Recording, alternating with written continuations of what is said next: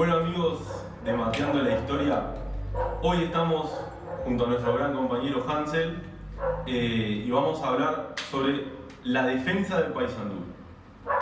¿Por qué elegimos este tema? Bueno, porque el 1 de diciembre, que se aproxima ahora en breve, se están cumpliendo 160 años del inicio del asedio a Paysandú por tropas gubernamentales de Brasil, de Argentina y también tropas revolucionarias del caudillo colorado Venancio Flores. Entonces vamos a estar hablando un poco acerca de eso, de cómo se dieron más que nada los antecedentes, de qué momento histórico en el Uruguay estamos hablando, qué ocurría en esa época y particularmente cómo se llegó a sitiar una ciudad dentro del Estado uruguayo por propios orientales uruguayos. Sí, tal cual. Ahí entonces vamos a hablar un poco del periodo anterior. Uruguay venía de lo que era la Guerra Grande, que transcurrió entre 1834 o 1839, depende la concepción, hasta 1851, y esa guerra involucró no solo a blancos contra colorados, sino que se internacionalizó. También participaron unitarios contra federales de Argentina, participaron brasileños, también la Legión Italiana, la Legión Francesa, ingleses, bueno, hubo de todo en la guerra. Sí, pero era muy común por esos tiempos. Los ingleses y los franceses estaban en la vuelta. De todo. Ya habían estado en Estados Unidos. Ahí va. Así que de allá tuvieron que salir y dijeron, bueno, vamos a... Era la novedad, era lo que se estilaba en la época, ¿no? Era lo que se usaba. Estados Unidos, Inglaterra, Francia, bueno, más que nada Inglaterra y Francia estaban con los intereses puestos en todo lo que eran países que le pudieran llegar a proporcionar materias primas para la propia revolución industrial. También ver que el Uruguay, toda esta región de acá, tenía un punto estratégico. La entrada por el puerto. Puerto de Montevideo era mucho, bueno, Hasta el día de hoy. sigue teniendo una mejor situación geográfica, ¿no? En aquel tiempo era primordial eso. Hoy podés construir, podés preparar, pero en ese tiempo no había mucho. No había una ingeniería, una infraestructura que pudieras construir, es decir, que era de gran importancia, punto estratégico. Sin duda. Bueno, en 1851 termina la Guerra Grande y lo que sucede es que el Uruguay queda prisionero, digámoslo de alguna forma, de algunos tratados que había hecho con el Imperio de Brasil, con Argentina, y más que nada quedó atado a un tratado de asistencia mutua en casos de levantamiento de bélicos, particularmente dicho. Entonces, como era de interés de Brasil y también de interés de Argentina empezar una guerra con Paraguay, bueno, querían algún refuerzo, querían algún apoyo extra. Sí, tal cual. El interés más grande era recuperar toda esa zona, ¿no?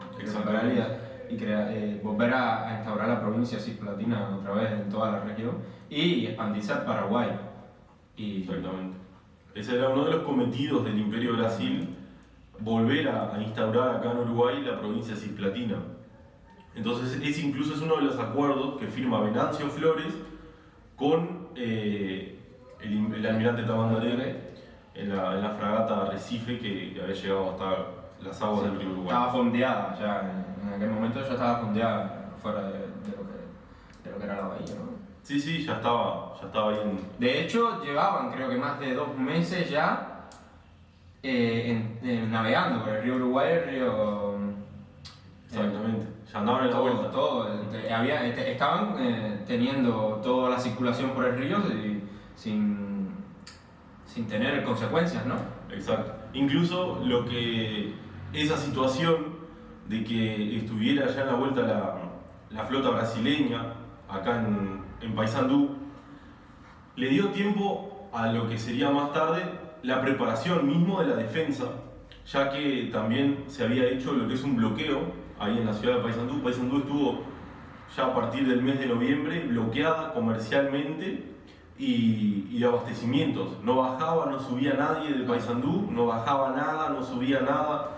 Lo que son mercaderías, lo que era comida, artículos de higiene, ropa, por ejemplo, estaba totalmente bloqueado. Y bueno, La Torre, que fue el coronel que comandó la defensa de Paysandú, había sido designado un año antes como jefe militar del norte. El jefe militar del norte se encargaba de lo que era la jurisdicción de Salto, Paysandú, Tacuarembó, todo lo que era el norte del Río Negro. Y el jefe político, hasta la defensa de Paysandú, había sido Pinilla, que era un gran político blanco de la época, ¿no? Venancio Flores era colorado, este señor era blanco, al igual que Leandro Gómez, y eso ya, claro, que te trae una consecuencia netamente de divisas. De lo que en esa contradicción, las divisiones, y sin contar, ¿no? Que era una época también donde el caudillismo reinaba también. Exactamente, se estaba aplicando en lo que era Montevideo y algunas otras ciudades del interior, se aplicaban las políticas de fusión que se llamaban, donde le daban algún cargo político. Si el gobierno era colorado, como continuaba haciendo, le aplicaban algún cargo político a algún blanco, con el afán de fusionar, pero en la campaña era la política de pactos, que los pactos se tenían que respetar, y ahí gobernaban blancos, colorados. Bueno, Uruguay tenía dos poderes, sí. uno en la campaña y otro en la ciudad. Y en referente al apoyo que recibe Venancio Flores Hansel de Brasil, por ejemplo, que pudiste ver cómo se juntó eso. Y claro, está. Si bien podemos ver que en investigaciones se encontraron que ese apoyo iba de un interés de Brasil, el imperio brasileño de Brasil mueve su ficha hacia acá, ¿no? Pero lo hace con personajes como Tamandaré, que estaban un poco bien radicados también acá en el Uruguay, tenían sus propiedades.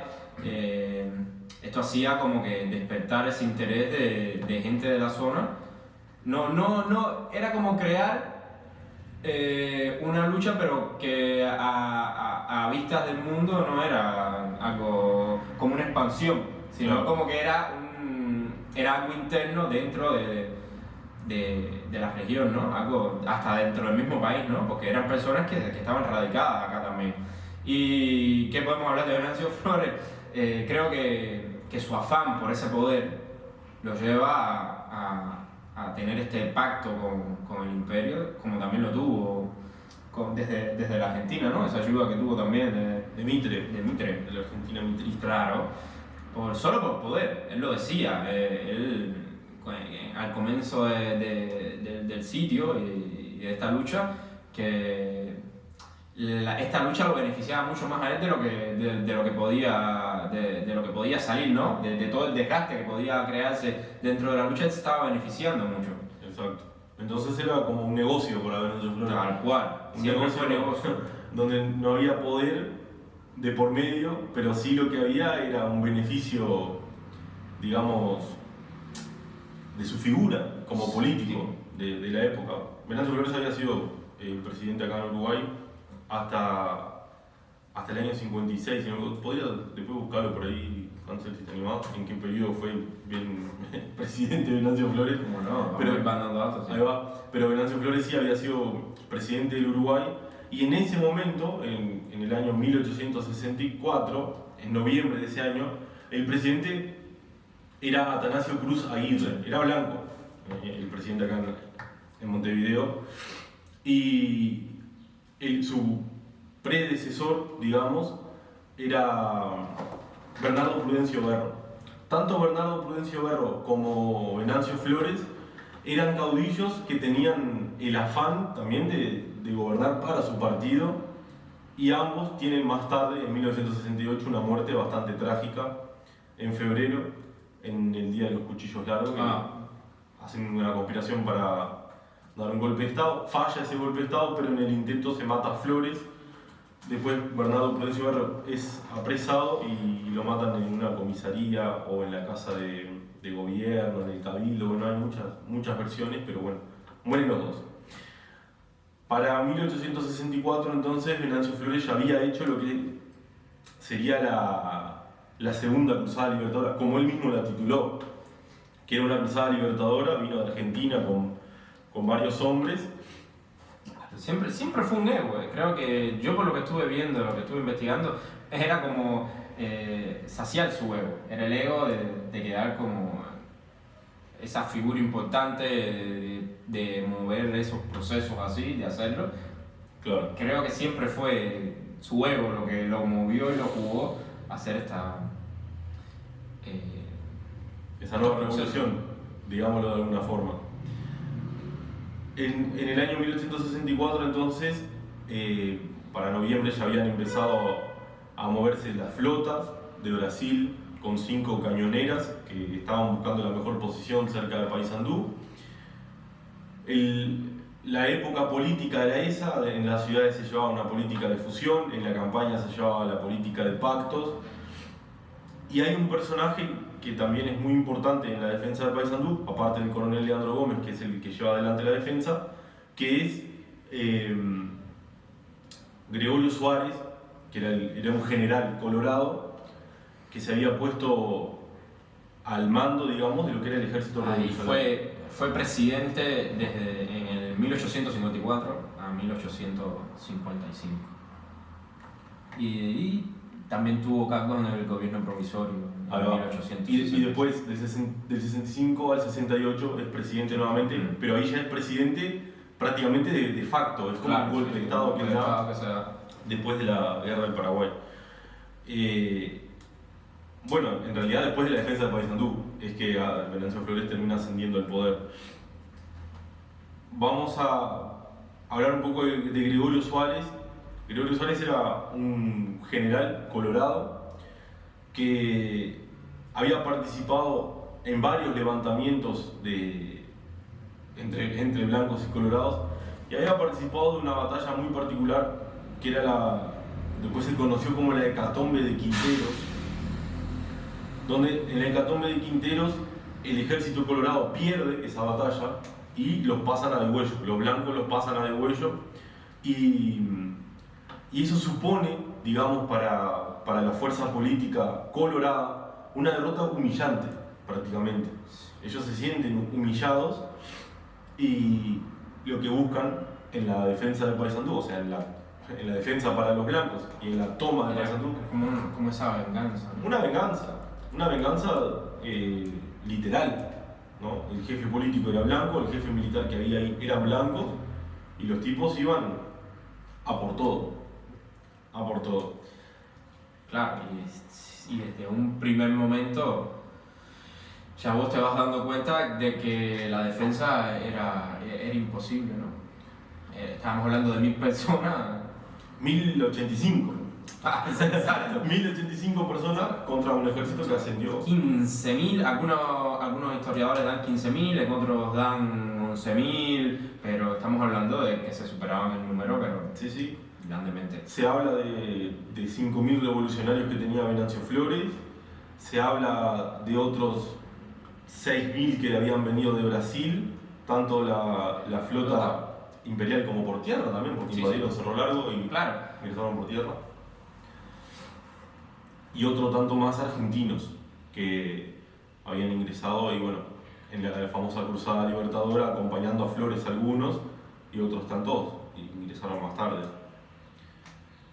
En la preparación de la defensa significó ese tiempo que tuvo el general, más tarde general, el entonces coronel Leandro Gómez, ese tiempo que tuvo entre que empezó a haber ese tránsito de las cañoneras brasileras, entre que se empezó a aplicar un bloqueo a la ciudad donde ya no entraban ni salían mercaderías.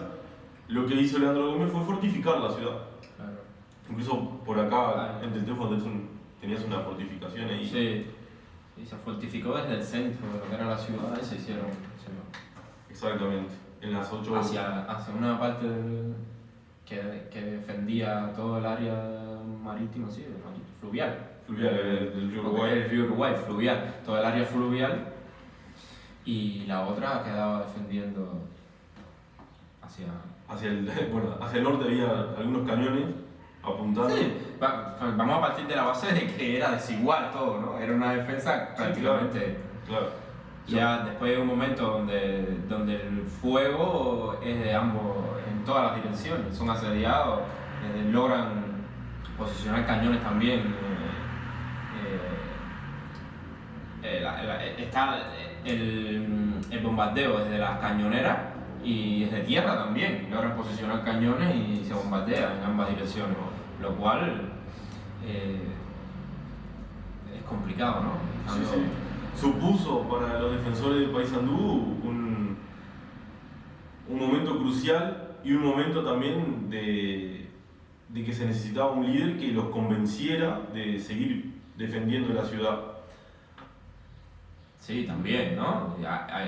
Y él, Leandro Gómez tiene una... ¿Cómo se llama? Florero. No, Leandro Gómez lo que hace es convencer a la gente de defender Paysandú, y el lema que utiliza es independencia o muerte. Es muy común eso en la región también, independencia o muerte. No, pero lo que iba a decir de Leandro Gómez es que su figura, si bien tiene eso, ¿no? De poder convencer a las personas, sabiendo que era un suicidio, claramente, de quedarse y defender la ciudad, de defender el sitio, porque se sabía desde que empezó el sitio que era complicado. Entonces, jugar ese papel de ser esa persona que guíes y arengues a tus seguidores a que se mantengan, hay que reconocerlo, hay que quitarse el sombrero y... Sí. Porque no, en esas situaciones no todo, ahí se ven los grandes líderes. Sin duda. Esa es una de las particularidades que tiene Paysandú. Y otra particularidad que tiene Paysandú, a Paysandú se le conoce como la heroica Paysandú. Y la heroica Paysandú es heroica por ese motivo, porque la defendieron 1000 personas contra 15.000, y también por el hecho de que era la primera vez que orientales defendían su propio lugar de nacimiento, de su propia patria, digamos. Anteriormente las guerras que habían, las batallas que habían contra extranjeros, no eran por un ideario oriental. Los primeros de Artigas eran por un ideario juntista, con bandera de Buenos Aires. Entonces era la primera vez que se defendía el suelo oriental por oriental. Por eso Paysandú tiene la connotación de heroica, la heroica Paysandú. Y contra oriental. Contra orientales en parte, pero también contra brasileños y contra argentinos. Esto ya daba la prueba de lo que iba a pasar después, ¿no? Porque este pacto también con Venancio Flores ya vaticinaba que el Uruguay marchara sobre Paraguay también. Claro, yo lo veo también como un preámbulo y una prueba de lo sanguinario que iba a ser esa lucha contra el Paraguay también. De lo sanguinario y desigual también. También es casi como que si lo extrapolamos a, no sé, a la Segunda Guerra Mundial, lo que fueron las dos bombas nucleares, ¿no? Esa fue una prueba, un ensayo de lo que se venía, no se usaron más nunca otra bomba, pero se demostró lo que podía pasar, y acá sí pasó, tristemente sí, después de este desenlace, después tenemos al Paraguay, ¿no? Y fue igual prácticamente, fue muy desigual y sanguinario. Sin duda. Bueno, ahí en Paysandú lo que empieza a suceder, bueno, es el 3 de diciembre, empiezan los cañoneos a la ciudad. Y se dice, hay mucho exagero, hay muchas versiones, pero se dicen que se llegaron a tirar 2.500 bombas en 12 horas sobre Paysandú. El 3 de diciembre. Ahí la ciudad... Bueno, tenemos varias fotos que que muestran, ¿no? Muestran el estado en que quedaron algunos edificios de la ciudad en aquel momento, ¿no? Sí, quedó destruido. Y demuestra, sí. Totalmente. Y También tenemos que hablar de que fue en varias direcciones, ¿no? Es decir, que claro, están rodeados. Están rodeados, sitiados y con un poder de fuego superior al de ellos. Era complicado. Sí. Ahí el coronel Leandro Gómez le manda una carta a Atanasio Cruz Aguirre, que era el presidente, donde le dice, le pasa como si fuera un parte de batalla, explicándole todo lo que había sufrido Paysandú, que ellos habían podido matar a 40 hombres del enemigo, y decía, Paysandú está reducido a ruinas, pero sobre él, señor presidente, estoy yo con mis caros compañeros batiéndonos a muerte. El coronel tenía siempre la idea de morirse ahí, de no salir de Paysandú hasta que reventara. Incluso cuando a él, el 1 de diciembre, le mandan una carta pidiendo su rendición, pidiendo que él se entregue, vienen los emisarios, le entregan la carta, él la lee y en el dorso del papel mismo, sin enviarle otra carta, sin esperar, les escribe cuando sucumba y se las manda a entregar de nuevo. A las horas vuelven los emisarios para ver si el tipo había cambiado de idea, si había sido una epifanía lo que había pasado, y cuando viene llegando ya los agarran a los tiros ahí nomás, les prenden cartucho, y ya es un mensaje clarísimo de nosotros acá no nos mueve ni Dios. Ni Dios. No nos mueve nadie.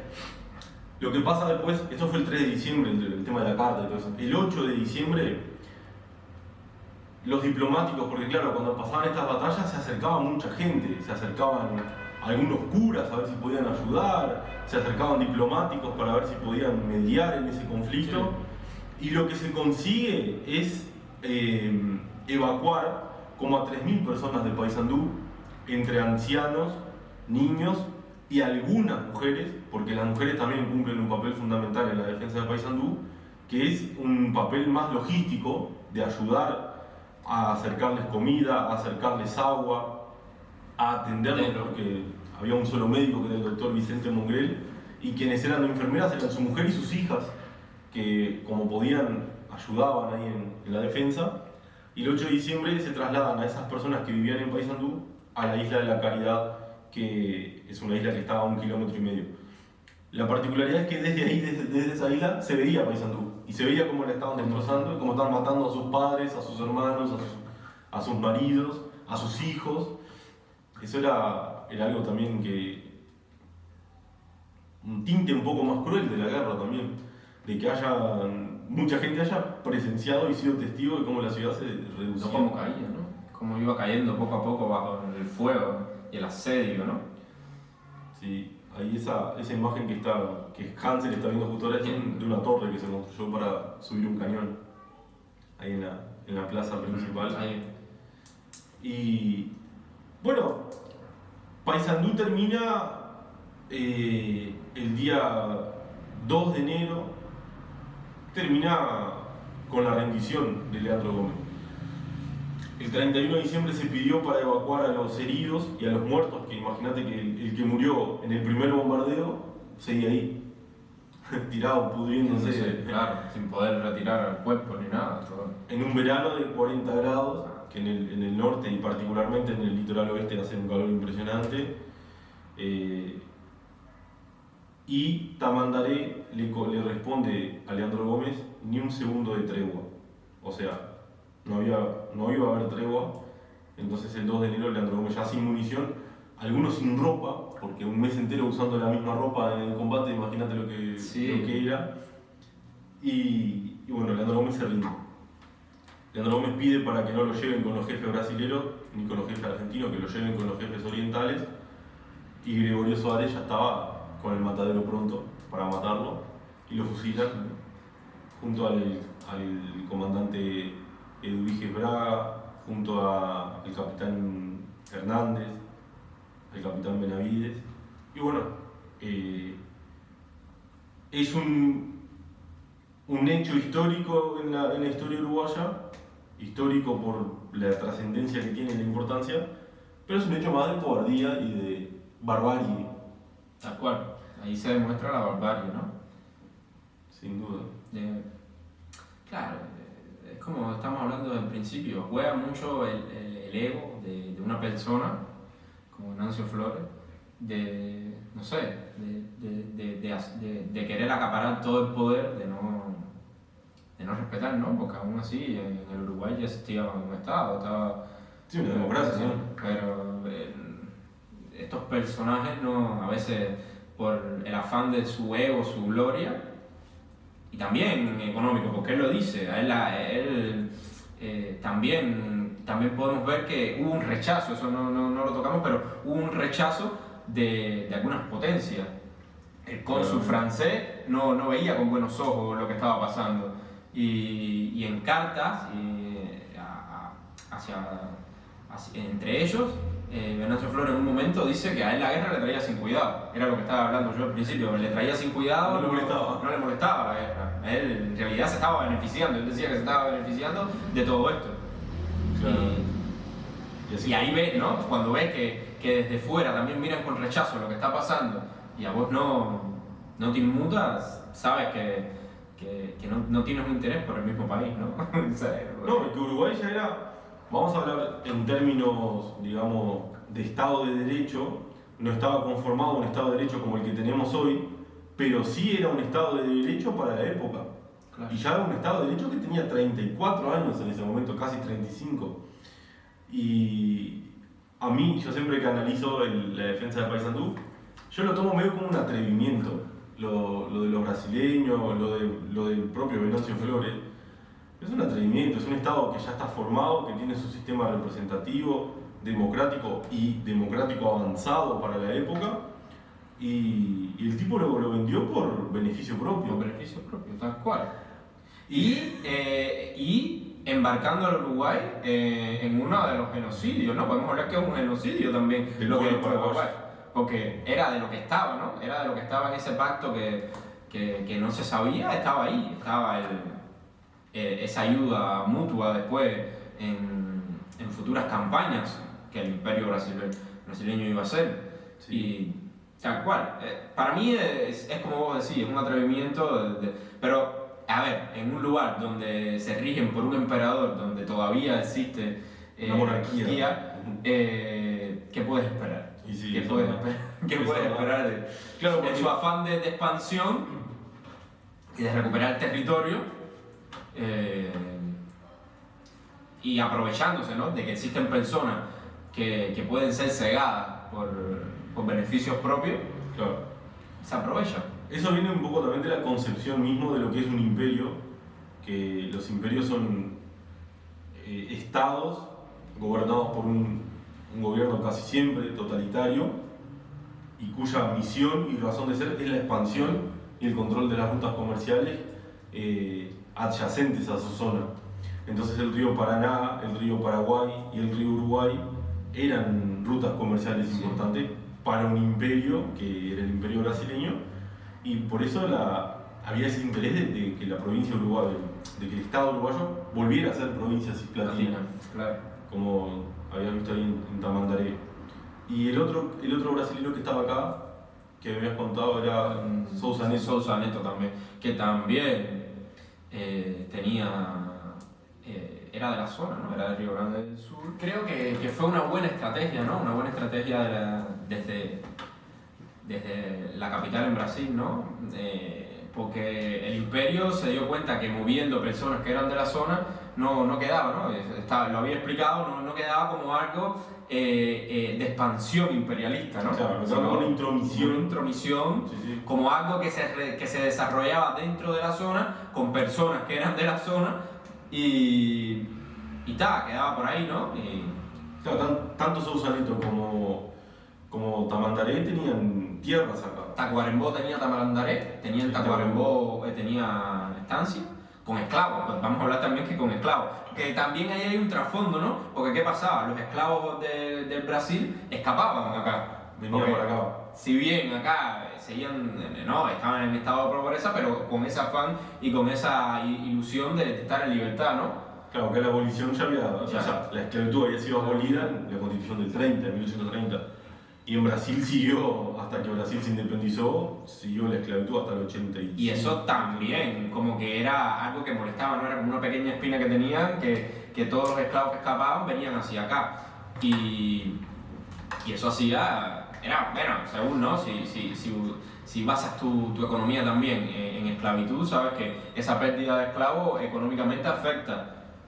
Y Sí, sin duda, sin duda. También en Brasil pasaba algo que era puntual, y más en Río Grande do Sul, que era, entre 1835 y 1845 hubo una guerra civil, un intento de independencia de Río Grande do Sul del resto de Brasil, por un tema de impuestos, porque el Imperio de Brasil le ponía una carga impositiva tan grande al tasajo que se producía en Río Grande do Sul, que les era más fácil comprarle a Uruguay que comprarle a Río Grande do Sul. claro. Entonces los tipos dijeron, ¿cómo? Que yo produzco tasajo acá y vos le compras a una potencia extranjera porque... Y encima me cobras a mí, me matas con los impuestos. Con los impuestos. Claro. Entonces, cuando se termina la guerra, hay una reducción de ese impuesto por parte del Imperio de Brasil, pero continuaba siendo enorme. El tasajo uruguayo seguía siendo más barato. Por eso los tipos dijeron, bueno, vamos a hacer que esto sea parte de Brasil, y entonces no hay como, le van a aplicar los mismos impuestos que a nosotros. Ese era el juego de poder, ¿viste? De los grandes productores rurales que decían, pero entonces me favorece más que este estado vecino sea parte de mi país para que el impuesto que les puedan cobrar a ellos sea lo mismo que me cobran a mí. Sí, tal cual. ¿No? Ese era uno de los juegos de poder que había en juego en esa zona, en Río Grande, y bueno, que terminaba llamando la atención acá en Uruguay. Y en Argentina se le pidió ayuda a Urquiza, a Justo José Urquiza, y Urquiza nunca mandó la ayuda para acá porque un conde brasileño cruzó el charco y se compró todos los caballos de Urquiza. Le dijo, necesito caballos. Urquiza le dijo, ¿cuántos caballos? Los que tengas. 30.000 caballos le compró. Urquiza quedó a pie. No tenía cómo venir a ayudarnos a nosotros acá en la defensa del Paysandú. Con la rendición de Leandro Gómez, el fusilamiento de Leandro Gómez, mucha gente que se había ido a la Isla de la Caridad, muchas mujeres, ancianos y niños, jamás volvieron a Paysandú, porque sus casas habían sido destruidas, los hombres de la familia habían muerto. Entonces esa gente lo que hizo fue, muchos siguieron para Argentina y muchos se vinieron a Montevideo o a otras zonas. Incluso muchas mujeres conocieron ahí a otros hombres y se terminaron yendo con ellos. Uruguay termina participando en la guerra de Paraguay en los años consiguientes.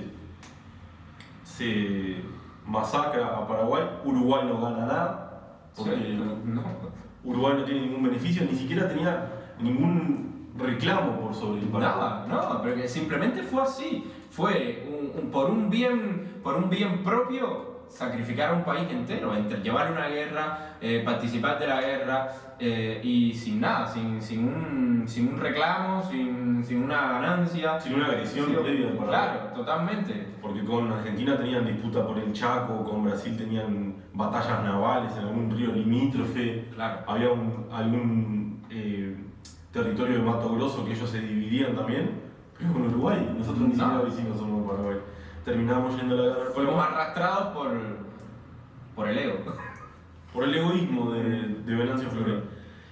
Y bueno, paradójicamente Uruguay también, de esos 3 estados que terminan yendo a la guerra de Paraguay, es el primero que evoluciona, digamos, porque es el primero que le devuelve los trofeos de guerra que habían recogido en Paraguay, y enseguida los devuelve en el año 1885, si no me equivoco, con la presidencia de Máximo Santos.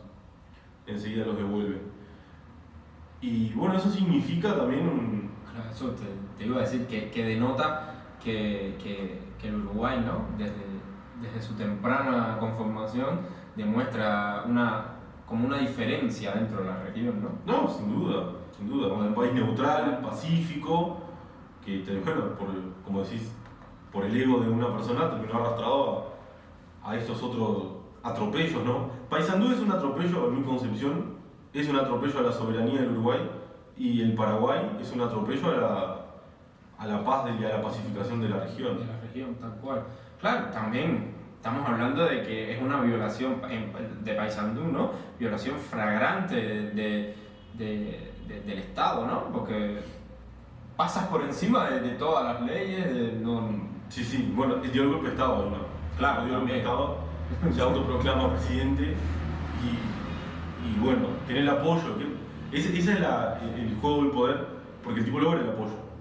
Logra la legitimación de los vecinos, que eran siempre los que tenían como un ojo arriba nuestro para ver cómo estábamos, si nos estábamos portando bien, nos estábamos portando mal, y conseguía esa legitimación de esa forma.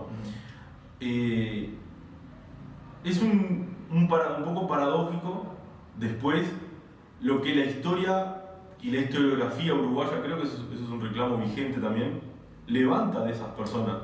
Porque si nosotros vamos al nomenclato, por ejemplo, en las calles, General Flores es una avenida de las más importantes de Montevideo y Leandro Gómez es un camino periférico allá. ¿Quién se acuerda? Donde el diablo perdió el poncho. Y después, bueno, los otros son ahí, Emilio Raña, Comandante Braga, son todos callecitas chiquitas del barrio de la Blanqueada. Dándole una importancia dentro de lo que es la movilidad, ¿no? Sí, sin el duda. reconocimiento, porque Sin duda. Es una gran avenida, ¿no? Ahí va. Y bueno, Venancio Flores termina, creo yo, como se merece. Termina acuchillado ahí en la calle Rincón, acá en la Ciudad Vieja. La pueden ir a visitar, donde mataron a Venancio Flores. Rincón y no me acuerdo la otra esquina cuál es. No me equivoco, es Cerrito, pero bueno, tendríamos que ver bien. La historiografía me ayudará. Pero me parece que es Cerrito y Rincón. En febrero de 1868, en el Día de los Cuchillos Largos. Y muerto por un intento de golpe de Estado, mira vos. También, claro. Por otro. Por Los blanquillos. En ese momento se denominaban así a los blancos que se querían levantar en armas, digamos. Se los denominaba los blanquillos. Una forma despectiva de llamarlo. Sí, eso siempre existe dentro de las maneras despectivas. Las maneras despectivas dentro del juego de poder siempre está. Todo. Bueno, Hansel, y la gran pregunta, ¿en Cuba pasó algo parecido a esto alguna vez? Y nosotros tenemos nuestro proceso de independencia también, ¿no? Que empezó mucho después que acá, ponerle que esta batalla fue en el 64, 65, ¿no? De 1864 a 1865. Nosotros recién en el 69 nos levantamos en armas contra la corona española, en 1869. Es decir, que 4 años después estamos en... Y existen las traiciones, obvio que existen las traiciones. Un ejemplo claro lo tenemos en ese mismo levantamiento en armas, después que está formado la presidencia cubana, ¿no? Del ejército cubano, en su presidencia, en armas. Sí. Por tramas de poder, Carlos Manuel de Céspedes, que fue la figura, el primero en levantarse, adelantándose a una supuesta, porque se había avisado de que, porque él tenía un sobrino que trabajaba en el correo y logró filtrar una carta que venía desde los mandos de la Capitanía General en La Habana de que se iba a hacer un levantamiento que no iba a ser el 10 de octubre de 1868. Él toma la decisión porque esa carta llega a mano de un pariente, un sobrino, que le dice que van a ser todos apresados para no permitir el levantamiento. Él se levanta, él mueve todo el proceso, lo adelanta, y después, en varias batallas, después cuando se hace la primera constitución, él queda como presidente, ¿no? En la conformación del gobierno él queda como presidente. Pero en el tiempo, por tramas de poder, es sacado de la presidencia. Claro. Y él se retira, como que él queda muy golpeado por esto y se retira de la lucha. Y es asesinado por los propios. Si vamos a la historia de Cuba en estos momentos y tomamos un libro, no está, pero historiadores, otras fuentes lo narran. Narran que es descubierto por los españoles por los propios integrantes del mismo gobierno, que lo delatan, sin importar que él fue el gran ideario, digamos. Claro, el propulsor de la lucha, porque si él no se llega a levantar ese día, no hay levantamiento, porque ya habían sido descubiertos. Y y esas cosas. Pero bueno, creo que era una época, como vos bien decís, donde la barbarie reinaba, ¿no? Sí. Eran momentos donde... Acá, por ejemplo, Barrán, José Pedro Barrán, el gran historiador, uno de los grandes historiadores uruguayos, hizo el libro La historia de la sensibilidad, lo publicó los dos tomos, y un tomo se llama La barbarie y el otro se llama El disciplinamiento. Pero la barbarie, Barrán la pone entre 1800 y 1860. Claro, sí. 1860 y 1800 y 1860. Ay. Y estamos hablando que en Paysandú lo fusilaron. Y estás por fuera de todo Claro. Estábamos hablando en el 64, 65, Sin duda. sin duda. Creo que incluso queda medio turbio el pasaje de uno al otro, ¿no? De la barbarie al El disciplinamiento. disciplinamiento. No sé qué podría marcar acá en Uruguay, pero bueno, es un pequeño desliz de la historiografía, pero válido también porque también el Uruguay empieza a tomar conciencia de otras cosas. Más tarde ya vienen los sistemas nacionales de enseñanza con Varela y el Uruguay empieza a tomar otro rumbo. Se terminan estas luchas caudillescas entre los blancos y los colorados. Eso también es importante.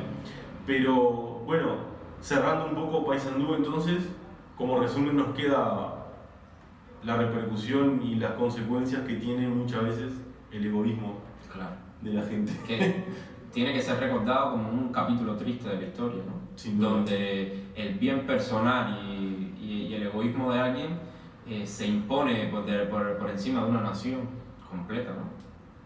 Sin duda. Creo que para mí Viene por ahí. viene por ahí, ¿no? Debe ser recordado así, ¿no? Como Ahí va. Bueno, gente, acá estamos terminando lo que era un poco lo que fue la defensa del Paysandú, que ahora en los primeros días empieza. Y más nada que pedirle que es su turno, que por favor, qué piensan sobre este pasaje de la historia. Déjenos en nuestro canal de YouTube, dejen sus comentarios, en el Instagram también, que va a salir por ahí, suscríbanse, van a salir ahí las redes y el canal de YouTube también para que se suscriban. Y no nos queda más que decirles que por favor, qué piensan ustedes sobre este pasaje de la historia y suscríbanse. Nos estamos viendo en otro momento, en otro episodio de la historia que iremos contando. Así que, chao. Hasta la vista.